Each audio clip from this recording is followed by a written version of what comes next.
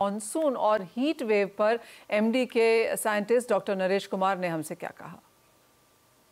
अभी अगर मानसून की बात करें तो मानसून साउथ पेनिनसुलर इंडिया का ज़्यादातर हिस्सा कवर कर चुके हैं और थोड़ा हिस्सा अगर बचा है तो महाराष्ट्र का है और इसके अलावा नॉर्थ ईस्टर्न स्टेट मानसून में कवर हो चुका है। उसके साथ सब हिमालयन वेस्ट बंगाल के कुछ हिस्से कवर हो चुके हैं। अगर हम आने वाले दिनों की बात करें तो आने वाले दिनों का हमारा अनुमान ये है कि जो महाराष्ट्र के कुछ बचे हुए हिस्से हैं वो कवर कर लेगा। इसके अलावा छत्तीसगढ़ का, झारखंड, वेस्ट बंगाल और उड़ीसा के कुछ हिस्से कवर करेंगे और साथ में बिहार के हिस्से कवर करेंगे। यही हमारा मानसून के लिए अनुमान है।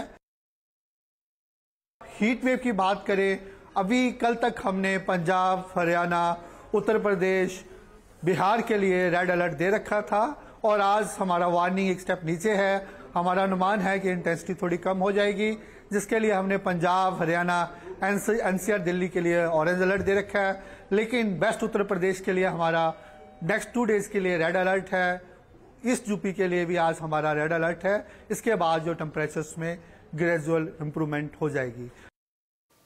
ओके, यानी कि मानसून की प्रोग्रेस यहाँ पर बेहतर नजर आती है, लेकिन जो रेड हीट अलर्ट वेव्स थे वो अब शायद यहाँ पर ऑरेंज कर दिए गए हैं ज़्यादातर नॉर्थ इंडिया के लिए। और जैसे कहा गया कि 21 तारीख के बाद यहाँ पर मानसून की प्रोग्रेस और बेहतर होती हुई नजर भी आएगी। तो ये तो बात हुई मानसून की, लेकिन असीम मनचंदा अब हमारे साथ हैं। असीम, कैबिनेट की अहम बैठक है अब से कुछ ही मिनटों में यहाँ पर, कब तक हमारे पास यहाँ पर एक क्लैरिटी आ जाएगी सभी नंबर्स को लेकर और कितनी एमएसपी हाइक हुई है उसको भी लेकर? देखिए 5 बजे कैबिनेट की बैठक शुरू होने वाली है और 6 साढ़े 6 बजे तक आपके पास पूरी क्लैरिटी आ जाएगी। लेकिन उससे पहले मैं बता दूं कि आपको किस किस के दाम कितने बढ़ सकते हैं। सरकार जो है खरीफ फसलों में 14 फसलों का एमएसपी तय करती है। इसमें धान का एमएसपी सबसे पहले तय किया जाता है। धान में जो है करीबन 117 रुपये प्रति क्विंटल की बढ़ोतरी हो सकती है। अभी फिलहाल बता दूं 2183 रुपये दाम है, इसको बढ़ा करके 2300 रुपये प्रति क्विंटल किया जा सकता है। तूर दाल के अंदर करीबन 550 की बढ़ोतरी हो सकती है। मक्का के अंदर 124 रुपए प्रति क्विंटल की बढ़ोतरी हो सकती है। कपास में 500 रुपए तक की बढ़ोतरी हमें देखने को मिल सकती है। सनफ्लावर सीड में 520 रुपए की बढ़ोतरी और मूंगफली में 406 रुपए तक की बढ़ोतरी हमको देखने को मिल सकती है। तो ये सरकार का यही है कि जितने भी इस बार दालों के उत्पादन को बढ़ावा दिया जाए। पिछली बार की अगर मैं बात करूं तो दालों का उत्पादन काफी कम देखने को मिला था, तो उसको सरकार बढ़ाना चाहती है। तो दालों का एमएसपी इस बार सरकार सबसे ज्यादा बढ़ाएगी। तो 7% से लेकर के 8% तक दालों का एमएसपी आपको बढ़ता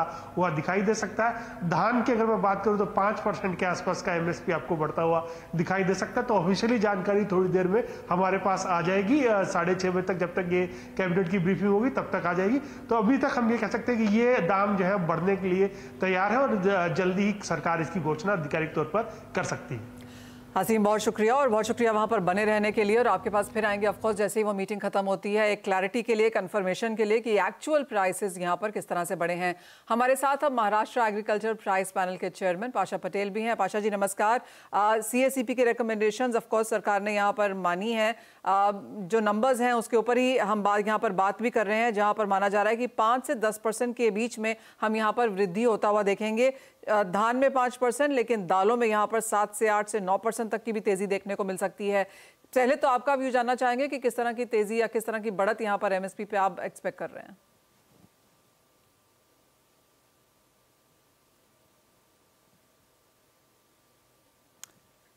ऑलराइट, पाशा पटेल जी को यहाँ पर फिर से जोड़ने की कोशिश करेंगे, लेकिन सीएसीपी के रिकमेंडेशंस के मुताबिक हम देखते हैं कि हर बार जो इजाफा यहाँ पर एमएसपी में किया जाता है, आपको ये भी याद दिला दें कि यूजुअली जो खरीफ की एमएसपी है वो जून के पहले हफ्ते में आ जाती है, लेकिन क्योंकि इस बार इलेक्शंस और काउंटिंग जारी थी तो नई सरकार के गठन के बाद ये पहली कैबिनेट मीटिंग है और एमएसपी का मसला यहाँ पर एजेंडा में भी है। और एमएसपी का जो इंक्रीज की बात है वो दालों और खाने के तेलों पर ज़्यादा तवज्जो यहाँ पर एक्सपेक्टेड है, क्योंकि इन्हीं 2 कमोडिटीज़ में, इन्हीं 2 सेक्टर्स में सरकार लगातार कहती भी रही है कि हमें सेल्फ सफिशिएंसी की ज़रूरत है।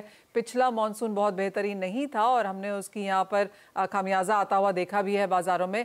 पाशा पटेल जी नमस्कार। और कैबिनेट की मीटिंग 5 बजे शुरू हो जाएगी, 6:30 बजे तक यहाँ पर मालूम पड़ जाएगा कि किस तरह का एमएसपी में इजाफा हमने आता हुआ देखा है।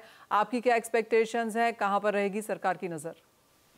देखिए, मैं महाराष्ट्र गवर्नमेंट की तरफ से हमने जो रिकमेंडेशन किया है वो सोयाबीन को 6,945 मिलने चाहिए और सनफ्लावर को 9,441 रुपये मिलने चाहिए, कपास को 9,634 रुपये मिलने चाहिए, उड़द को 11,051 रुपये मिलने चाहिए और मूंग को 11,486 रुपये, तुअर को 7,831 रुपये, मक्के को 2,927 रुपये, बाजरा 4,441 रुपये, ज्वारी 4,519 रुपये और धान 4,661 रुपये।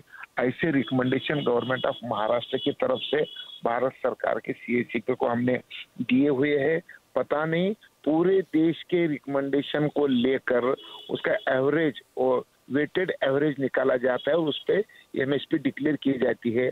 इस स्टेट की रबी की जो रिकमेंडेशन थी ना, उसकी मीटिंग हमने मुंबई में ली थी 11 जून को। उसी समय हमने ये कहा था कि महाराष्ट्र के जो भी आंकड़े आते हैं वो बहुत होते हैं, इसलिए उसको जरा कम करो। तो इस बार देश को आजाद होने के बाद पहली बार 70 साल में हमारे महाराष्ट्र के मुख्यमंत्री एकनाथ शिंदे साहब ये मीटिंग को आके भारत सरकार के जो सीएससीपी के चेयरमैन है विजयपाल शर्मा जी, इनको बोले हैं कि हमारे ज्यादा नहीं है, रास्त है। मराठी में अगर बोला जाए तो ये जास्त नहीं रास्त है। इसी तरीके से पहली बार किसी सीएम ने आके किसानों के हित की बात सीएससीपी के सामने की है और हमारे 4 एग्रीकल्चर यूनिवर्सिटी के लोगों ने 10 किसानों के पीछे एक अफसर और वो अफसर ये 10 किसान दिन भर में कितनी मेहनत करते हैं उसका कैलकुलेट करके ये एमएसपी रिकमेंडेशन करते हैं। तो ये जो गलत कुछ भी नहीं है, जो सही है, लेकिन अब कॉस्ट ऑफ प्रोडक्शन बढ़ गया, लोगों का पैसे बढ़ गए, मजदूरी बढ़ गई है, तो उसके हिसाब से किसान को अगर जीना है ना तो इस तरीके के रेट मिलने चाहिए, ऐसी हमारे महाराष्ट्र की धारणा है। और मुझे लगता है कि आज के अनाउंसमेंट में हमको कुछ न कुछ अच्छा पल्लों में पड़ेगा और नहीं तो भी हमारी एक अपेक्षा बढ़ गई है। हमारे महाराष्ट्र के सीएम ने और हमारे एग्रीकल्चर मिनिस्टर धनंजय मुंडे ने दोनों ने एक रिकमेंडेशन की है कि अब सीएससीपी का कॉस्ट ऑफ प्रोडक्शन काटने का दायरा बढ़ाना पड़ेगा तो ही हम बढ़ने वाले, क्यों तो 2.5 साल की बारिश अगर एक दिन में आके जाने वाली है तो सब इनबैलेंस हो गया है, टेम्परेचर बढ़ गया है, बारिश का सब बेहाल हो गया है। तो ऐसे परिस्थिति में खेती करना नामुमकिन होते जा रहा है। 2030 के बाद टेम्परेचर बढ़ने की वजह से 40% गेहूं, 40% चावल, 40% दूध कम होने वाला है, प्रोडक्शन कम होने वाला है, खाने वाले मुंह बढ़ रहे और अनाज कम हो रहा है। इस सिचुएशन में अगर किसानों को तुम्हारे लिए अनाज बनाना है तो उसके लिए 2 पैसे ज्यादा देना पड़ेगा, खाने वाले को खिलाना पड़ेगा, फीड फॉर द फीडर, खिलाने वाले की चिंता करना पड़ेगा। इस आज के बैठक में, आज की जो कैबिनेट की मीटिंग हो रही है, उस मीटिंग के से मुझे ये अपेक्षा है कि किसान अनाज उगाने के लिए अपने खेत में खड़े रहना, इतनी ताकत उसको देनी चाहिए, ऐसे मुझे लगता है। एब्सोल्युटली। पाशा जी, एक और चीज, जैसे आपने कहा, जो आपने सारे नंबर्स यहाँ पर शेयर किए हैं, बाजार को, एग्री इकोनॉमिस्ट को भी ये लगता है कि जहां तक दालों की बात है वहां पर इजाफा ज्यादा आएगा। मक्के पर सरकार की यहाँ पर नजर रहेगी क्योंकि यहाँ पर भी कुछ कंसर्न्स हैं पोल्ट्री वालों की तरफ से, इंपोर्ट्स भी हमने यहाँ पर होते हुए देखे हैं बड़ी तादाद में, तो इसको भी यहाँ पर किसी तरीके से एड्रेस करना होगा। आपको लगता है कि जो 14 फसलें हैं जहाँ जिसकी एमएसपी को हम बहुत ध्यान से देखते हैं, इनमें कुछ एक ऐसे हैं जहाँ पर ज्यादा सरकार की नजर रहेगी और वहां पर ज्यादा एमएसपी भी देखने को मिलेगा? देखो मैडम, नजर रख के रेट कम करना है यानी किसान मरना है। तो खाने वाले को अगर मारेंगे तो हमको क्या मिलने वाला है? मेरी बात सुनिए कि आदमी प्याज जीभ की टेस्ट बदलने के लिए खाता है, वो पेट भरने के लिए नहीं खाता है। जो चीज जीभ की टेस्ट बदलने के लिए खाते हैं उसके रेट अगर बढ़ते हैं तो सरकार अगर गिरती है तो प्याज वाला कैसे बचेगा? तो इसलिए अब हमको ना देश के सारे नेताओं को, खाने वालों को बोलना पड़ेगा, अरे भैया पिक्चर का टिकट 500 को लेते और तुम क्या क्या पेट्रोल डीजल कुछ भी महंगा हुआ तो कुछ नहीं करते, कपड़े कैसे कैसे तुम खरीदते, खाने की चीज पे इतना क्यों? 1 रुपए की चीज 2 रुपये हो गई तो हंगामा खड़ा करते हैं। जो चीज अब देखिए, खाने का तेल 1 महीने में सिर्फ 4 किलो आदमी खाता है, 4 किलो, लेकिन वो 4 किलो हमको सस्ते में मिलना चाहिए, इसलिए वो ऑयल सीड बनाने वाला तो सुसाइड कर रहा है। तो वो उसको बचाना चाहिए ना। हमारी मानसिकता बदलने की आवश्यकता है। हम किसान का जो लागत है ना, कम से कम वो ईमानदारी से सारे, मैं आपके माध्यम से सारे देश के खाने वालों को, व्यापारियों को, सब नेताओं को मैं विनती करना चाहता हूँ, अरे बाबा वो खिलाने वाला ना बचना चाहिए, उसका कॉस्ट ऑफ प्रोडक्शन बढ़ गया है। टेम्परेचर में ग्लोबल वार्मिंग के वजह से खेती करना कठिन हो गया है। ग्लोबल वार्मिंग का अटैक बहुत ही बुरा असर दिख रहा है। प्रोडक्शन दिनों दिन कम होते जा रहा है। तो ऐसे में अब ओपन खेती तो होने वाली नहीं, पूरी की पूरी खेती अब हमको छत ऊपर कुछ ना कुछ ऊंचे बगैर कुछ ना ढके बगैर खेती होने वाली नहीं है। ऐसी खेती हमको करना पड़ेगा। इसलिए अब आज तक 70 साल में अभी हम कभी सोचे नहीं है, लेकिन हमको गंभीरता से इस विषय पे सोचने को बाध्य किया गया निसर्ग ने। ग्लोबल वार्मिंग का जो परिणाम है ना मैडम, इस साल 52.9 हो गया, अब अगले साल 55 हो जाएगा। 60 हुआ तो 60 टेम्परेचर में मानव का शरीर बिल्कुल काम नहीं करेगा। उसका हार्ट, उसका माइंड, उसका शरीर पूरा जल जाएगा, बंद पड़ेगा। इतना आसान इतना बेकार चीज उस दिन ब दिन सामने आ रहा है। अंटोनियो गुटेरेस जैसे यूनाइटेड नेशन ऑर्गेनाइजेशन के जनरल सेक्रेटरी ने कहा कि टेम्परेचर बढ़ने का युग खत्म हो गया है, अब बर्निंग युग शुरू हो गया है।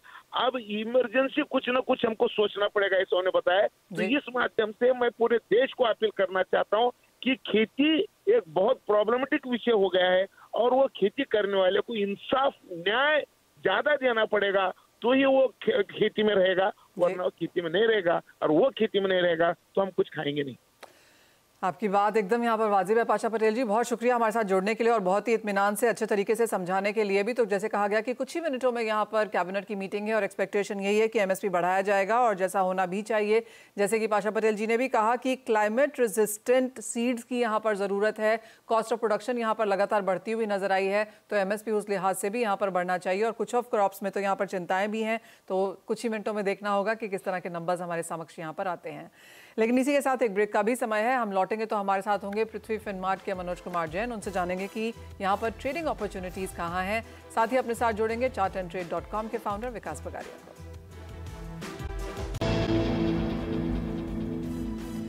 स्वागत है आपका। मनोज जी, सबसे पहले आपसे ही जानना चाहेंगे, एग्रीकल्चर फेवर में है, फ्लेवर में भी है और कैबिनेट की मीटिंग भी कुछ टाइम में शुरू होने वाली है। कैसे देखते हैं आप ओवरऑल एग्री स्पेस को? मॉनसून शायद जून में डेफिशिएंट भी है, तो काफ़ी सारी हेडलाइंस यहाँ से आती हुई। बिल्कुल मनीषा जी, उसी के चलते हम देख रहे थे कि यहाँ पे कुछ मोमेंटम बनता हुआ दिखा था कुछ कमोडिटीज में, लेकिन फिर यहाँ हम देख रहे हैं कि काफ़ी सारी जगह जो है मानसून के जो शावर्स है वो फिर एक बार आते हुए नजर आए हैं। तो थोड़ी सी जो चाल है वो फिर एक बार रुकती हुई नजर आई है। लेकिन ओवरऑल अगर बात करें तो यहाँ पे कॉटन सीड ऑयल के का जो मोमेंटम है वो ऑलरेडी अच्छा पॉजिटिव बना हुआ है और हम देख रहे हैं कि निचले स्तरों पर यहाँ लगातार सपोर्ट जो है वो बनते हुए नजर आए हैं। जुलाई का जो कॉन्ट्रैक्ट है 2720 के स्तर पर बाय करने की सलाह रहेगी। अभी 2740 के स्तर के आसपास ये कॉन्ट्रैक्ट ट्रेड हो रहा है, तो वर्तमान लेवल से 20 रुपए की गिरावट आती है तो वहाँ खरीदना चाहिए। 2684 का एक स्टॉप लॉस लगाएं, ऊपर में 2780 तक के लक्ष्य यहाँ रखे जा सकते हैं। साथ ही साथ अगर नॉन एग्रो की यहाँ पर बात की जाए तो यूएस मार्केट्स ऑफ कोर्स बंद हैं, तो उसका असर हमने यहाँ पर वॉल्यूम्स में तो आता हुआ देखा ही है विकास। लेकिन कोई टॉप ट्रेडिंग स्ट्रैटेजीज जो आप यहाँ पर पिक कर रहे हो? जी मैम, टॉप ट्रेडिंग स्ट्रेटेजी में कॉपर रहेगा। ऐसा लग रहा है कि कॉपर करेक्शन के बाद बॉटम बना चुका है, डेली चार्ट पे एक रिवर्सल देने के कगार पे है। तो कोई भी डिप मिलता है 850 852 के करीब पे तो कॉपर में बाई की सलाह रहेगी। 845 के करीब का इसका सपोर्ट रहेगा और जो कि आपका स्टॉप लॉस रहेगा। यहाँ से 875 और 884 के टारगेट्स इजीली देखे जा सकते हैं कॉपर पे। जी मैम।